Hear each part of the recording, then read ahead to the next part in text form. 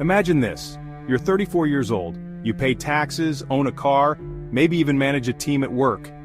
You've survived heartbreaks, deadlines, and the chaos of modern life.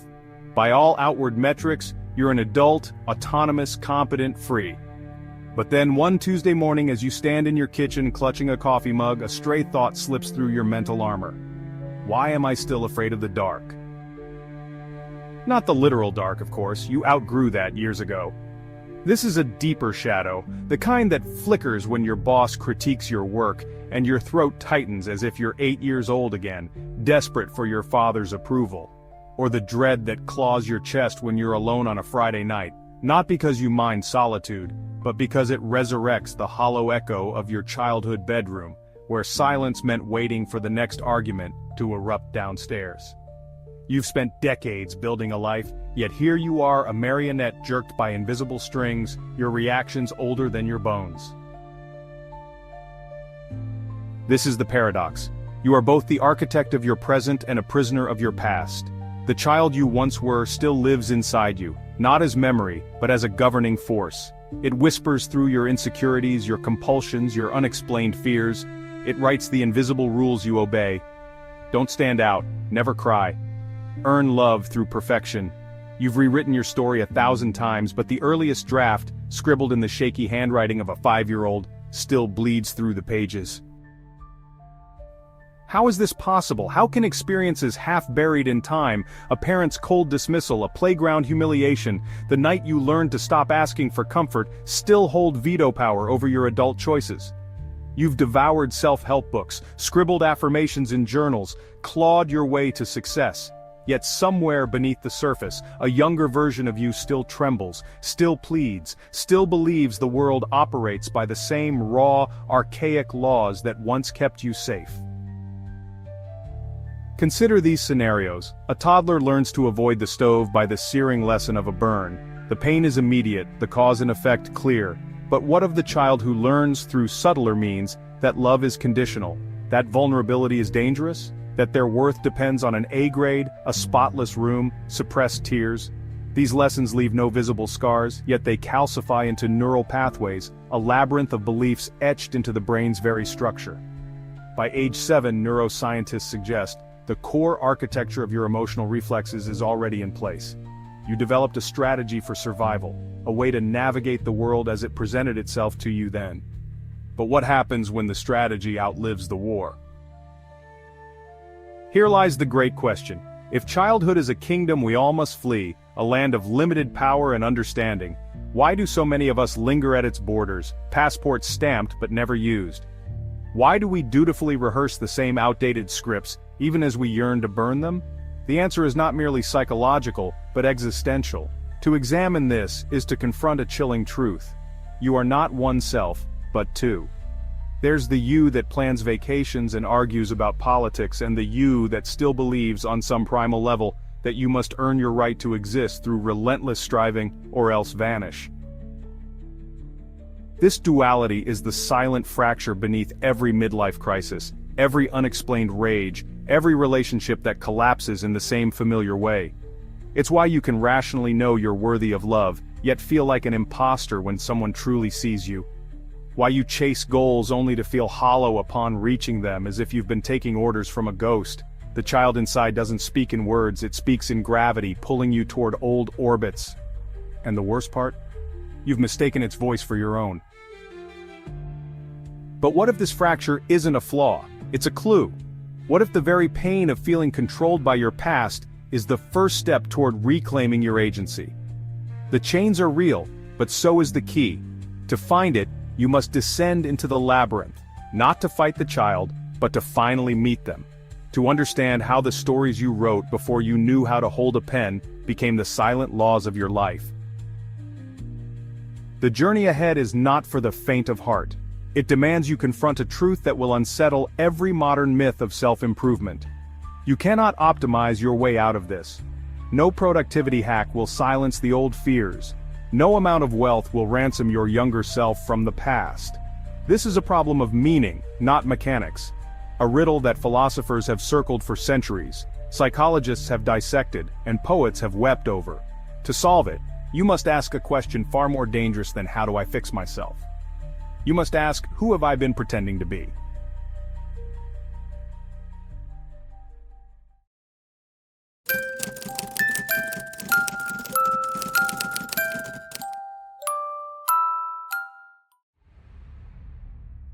You stand at the edge of a mirror, but it's not your reflection staring back, it's a stranger wearing your face. This is the uncanny truth of the question you've just asked. Who have I been pretending to be?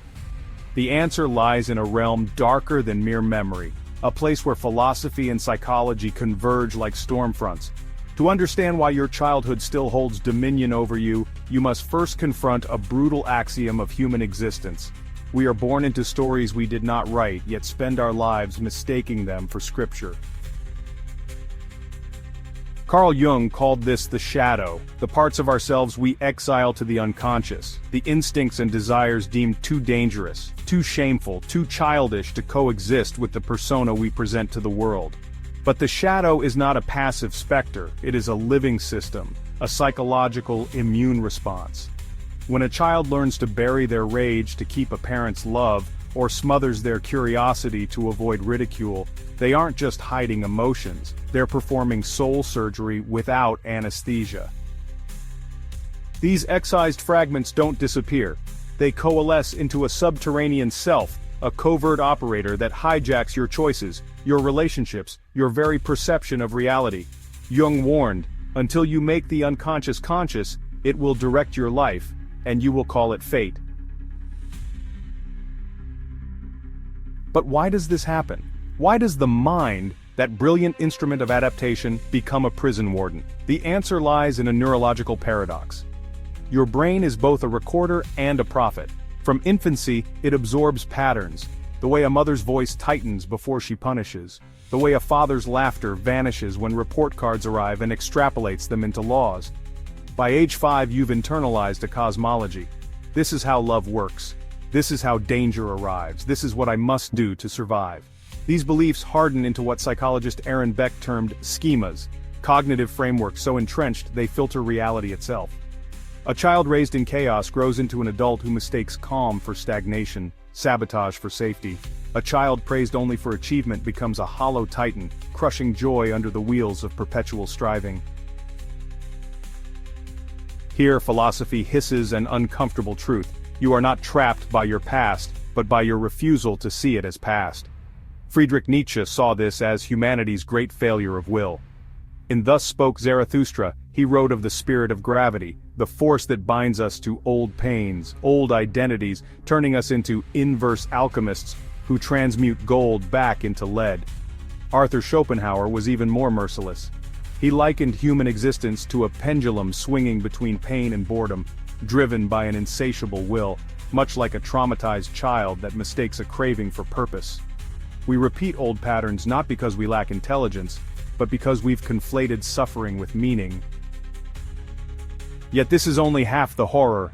The deeper wound is societal, existential, baked into the architecture of consciousness itself. Jean-Paul Sartre argued that we're condemned to be free. Terrified by the sheer scope of our autonomy, we flee into bad faith. Pretending in our roles, the obedient employee, the people pleaser. The stoic are fixed destinies rather than costumes. But what Sartre didn't fully unravel is that this flight begins in childhood. A 6-year-old told to stop crying or I'll give you something to cry about doesn't just learn to suppress tears, they learn that authenticity is punishable. They split into two selves, the one that obeys and the one that watches, helpless, as their truth is duct-taped and thrown into the cellar. Viktor Frankl, surviving the Holocaust, wrote that, between stimulus and response, there is a space. In that space is our power to choose our response. But what if that space was colonized before you could walk? What if your earliest relationships rigged the game, shrinking the gap between stimulus and response until reactivity became its own prison? This is the diabolical genius of childhood conditioning. It doesn't just shape your behavior, it becomes your epistemology, your way of knowing what's real. You don't believe the dark is dangerous because of facts, you believe it because, at 4 years old, lying alone in bed, you became the dark. And that child still lives in your marrow.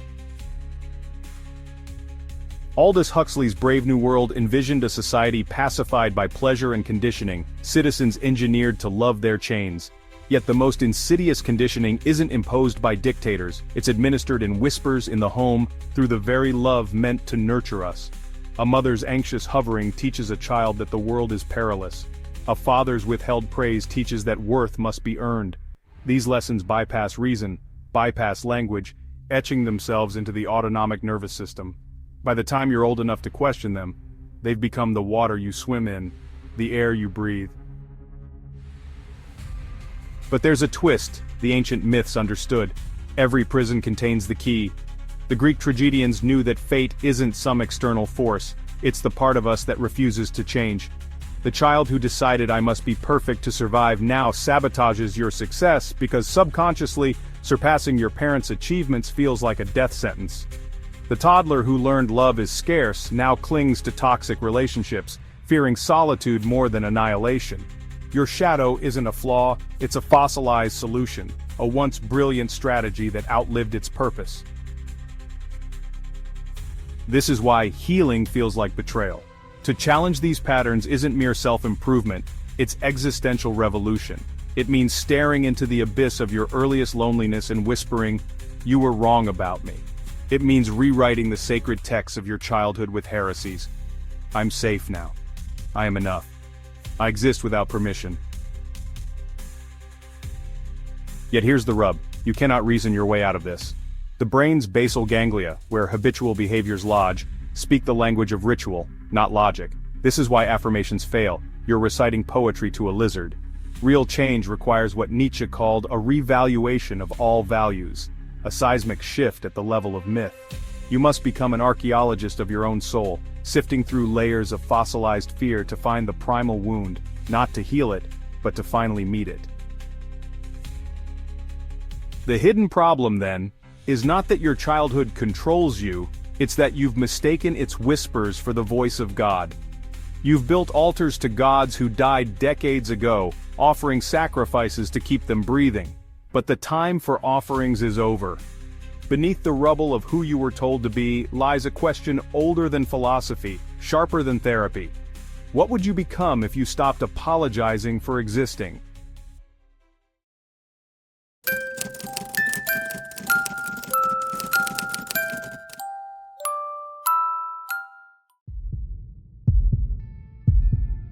You wake to the sound of your own heartbeat.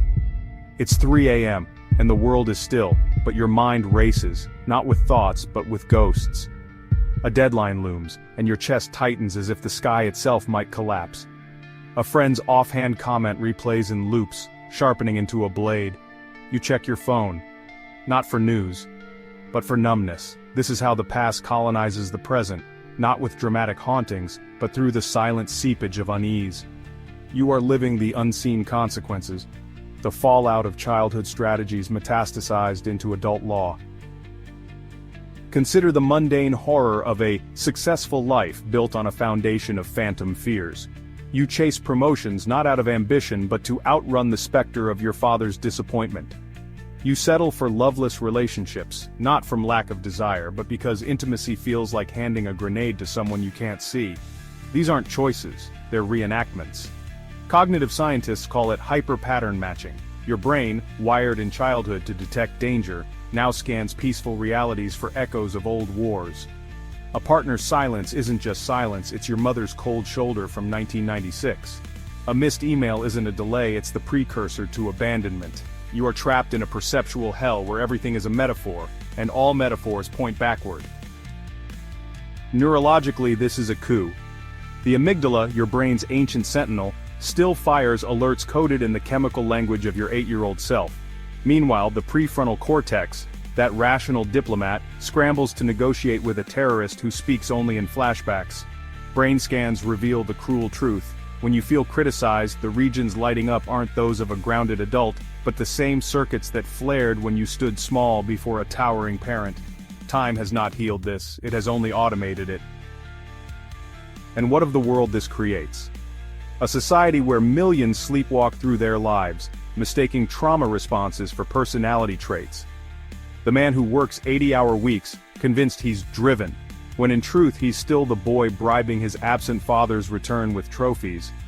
The woman who preemptively leaves lovers, not into commitment, though her heart howls, still the child who learned that needing others ends in hemorrhage.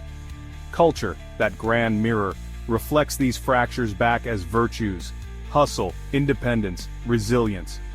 We applaud the crushing of vulnerability as strength, the silencing of needs as maturity. No one names the truth, that we've built a society on the corpse of the tender selves we buried alive.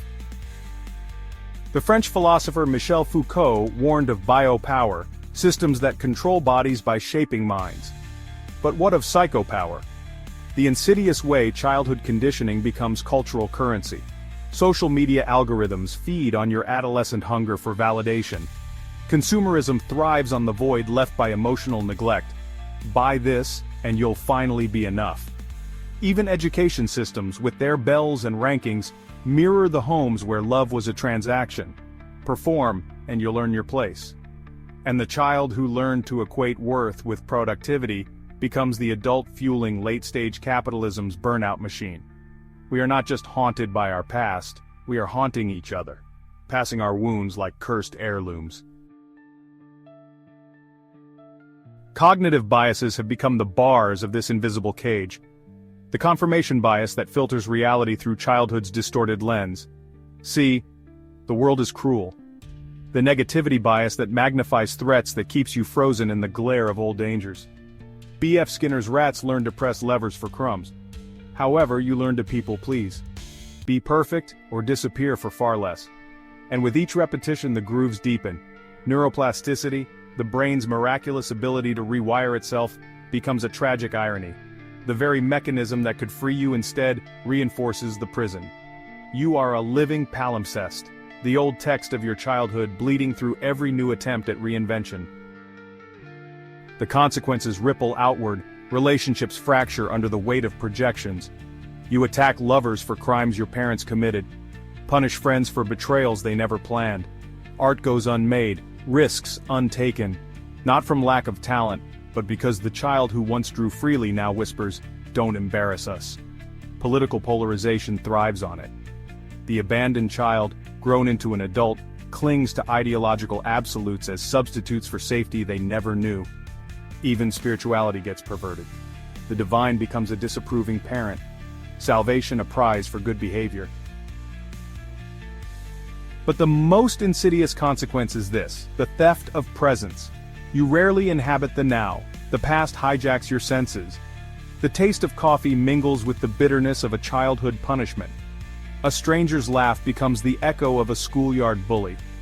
The future, meanwhile, is a minefield of hypotheticals modeled on old catastrophes. Your actual life. The feeling of rain on your skin. The quiet miracle of breath fades into background static. You've become a time traveler stranded between two eternities. Both mirages. Yet here's the twist your psyche tries to hide. These consequences are not mistakes, they are achievements. Your mind, loyal to the end, continues executing its prime directive: survival at all costs. The anxiety that paralyzes you? It's the overzealous bodyguard who never clocked out. The perfectionism that drains your joy? A once brave attempt to control the uncontrollable. Freud called this repetition compulsion, the drive to replay trauma, hoping for a different outcome. But what if it's darker? What if you repeat because part of you still believes, needs to believe, that if you finally get it right, the past will rewrite itself? That this time, you'll earn the love that was always conditional? The poet Rilke wrote, "The only journey is the one within. But what awaits there is no gentle pilgrimage, it's an uprising." The child you exiled isn't weeping in the dark, they're furious. They pound the walls of your subconscious, demanding recognition. And their rage is a gift. Every unexplained resentment, every disproportionate grief, every flare of irrational fear is a breadcrumb trail back to the original wound. The consequences are not your enemy, they're the map. Yet, maps require reading. To see through the illusion, you must confront the harrowing truth hiding in plain sight. You are not broken. You are in dialogue with a ghost. And that ghost will keep haunting until you turn and face it. not as a prisoner, but as an exorcist.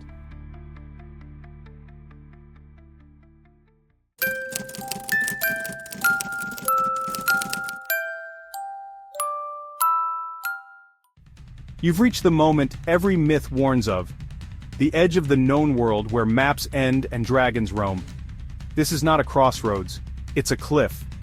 Behind you, the well-trodden path of old compulsions. Ahead, the void. To leap is to understand. Rebellion against your past is not an act of violence but of imagination. You must dare to rewrite the story your body still believes. Viktor Frankl, in Auschwitz's ashes, realized freedom wasn't in the body but the mind, the irreducible choice to assign meaning.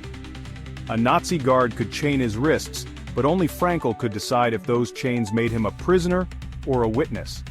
Similarly, Nietzsche, withering from syphilis in a Turin attic, screamed his philosophy into the void, "Become who you are."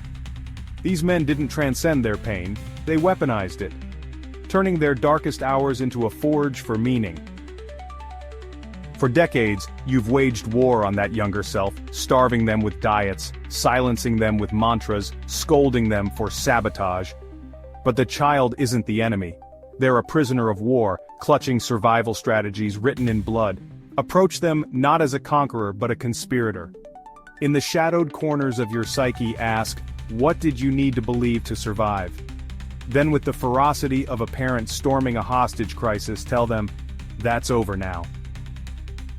Here's the first counterintuitive truth. To break free, you must stop seeking freedom. The addict pacing his cell, rattling the bars, only tightens the lock. Sit instead. Study the walls, trace the mortar lines. A man once swore he couldn't leave his toxic job, he'd die unknown. When asked, unknown to whom, he froze. The answer, his second-grade teacher, dead for decades, who'd shamed him for daydreaming.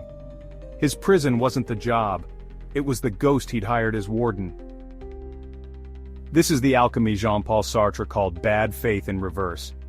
You've spent years pretending your chains were inevitable, now pretend they're optional. Act as if you're free, and let your nervous system scramble to catch up. A woman who forces herself to speak in meetings, voice shaking but audible, doesn't build confidence. She embarrasses her fear into irrelevance.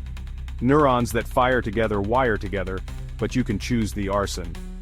Burn the bridges between stimulus and automatic reaction. Let the ashes fertilize new ground. The rebellion thrives on paradox. To conquer fear, let it speak. Next time panic claws your throat, drop the breathing exercises. Ask it, what are you protecting me from? You'll hear a child's voice. If you fail, no one will love us. Thank it, then proceed. To find peace, court chaos. Wear mismatched socks. Miss a trivial deadline. Prove to your amygdala that disorder won't kill you. To gain control, surrender. When grief detonates in your chest, don't process it. Sit in the center of the blast radius and whisper, show me what you're made of. Here's what no one tells you. Relapse is the ritual. You'll crawl back to old habits not because you failed, but because the child needs proof. Each time you return to the cliff's edge, each time you choose the void over the familiar prison, you dilute the past's venom. The Japanese art of kintsugi repairs shattered pottery with gold. Not to hide the cracks, but to make them sacred. Your relapses are the gold. But rebellion is not redemption. It is grievance. To step into a new self, you must bury the old not with shame, but with honors. Light a candle for the people pleaser, the perfectionist, the ghost who kept you safe. Write their eulogy. Here lies the one who survived, may they rest now. Then let the earth swallow them. This is not self-love, it is sovereignty. As you stand at this precipice, know this, the child in your marrow isn't begging for resolution. They're begging for a collaborator. Someone reckless enough to whisper, your war is over, let's build a future together. The chains were never real. The dragons were allies in disguise. The only question left is not how to break free, but what will you build with the bricks of your broken prison?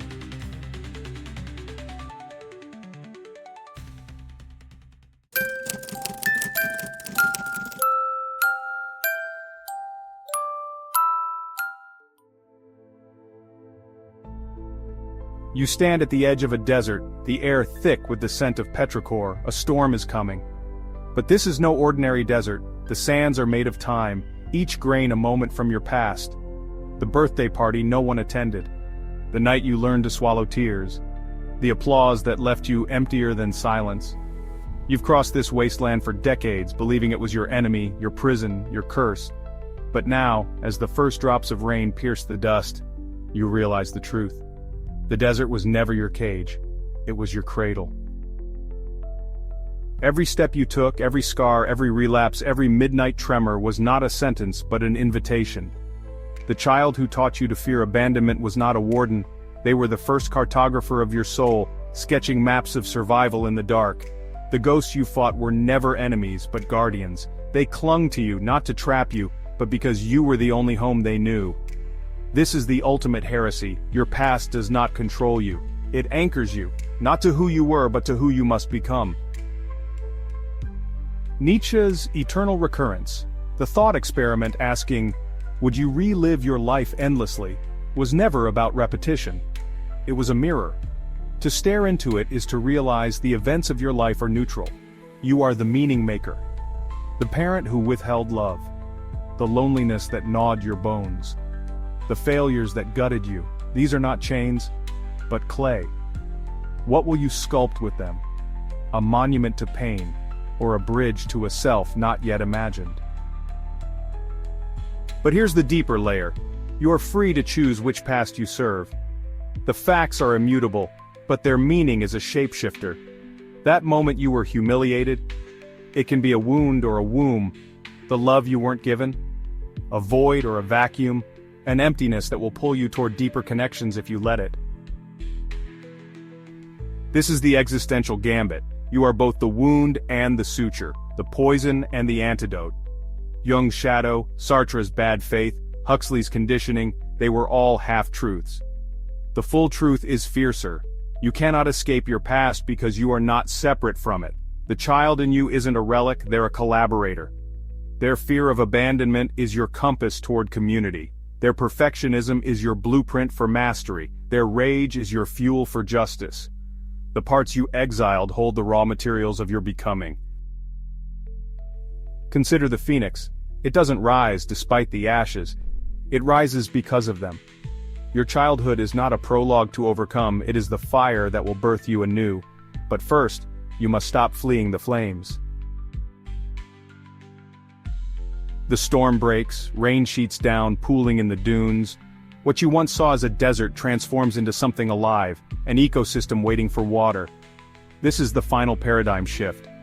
Trauma is not a life sentence, it's a dialect, a language only you can speak, translating pain into poetry, fear into foresight. The anxious child who mapped every exit in a room grows into the adult who navigates complexity with exceptional awareness. And the girl who parented herself becomes the woman who heals others with the love she clawed from the void.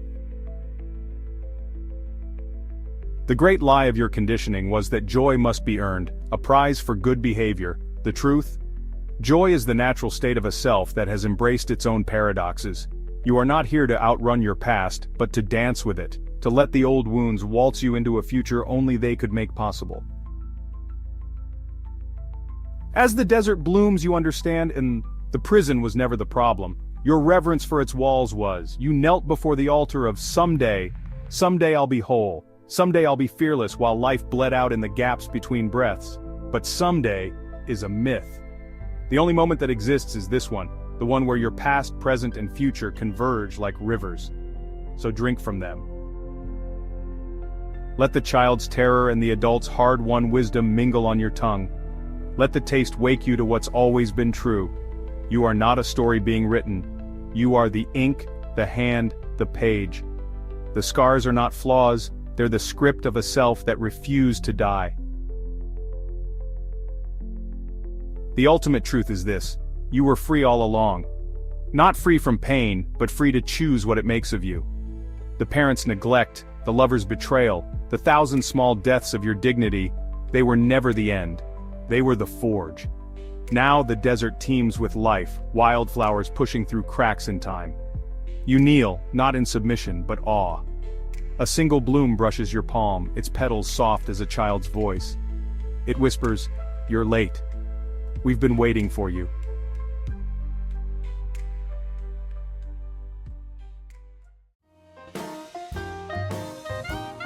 If you enjoyed this video, we would greatly appreciate a like and subscribe. It will go a long way to help our channel. Thanks for watching. See you next time.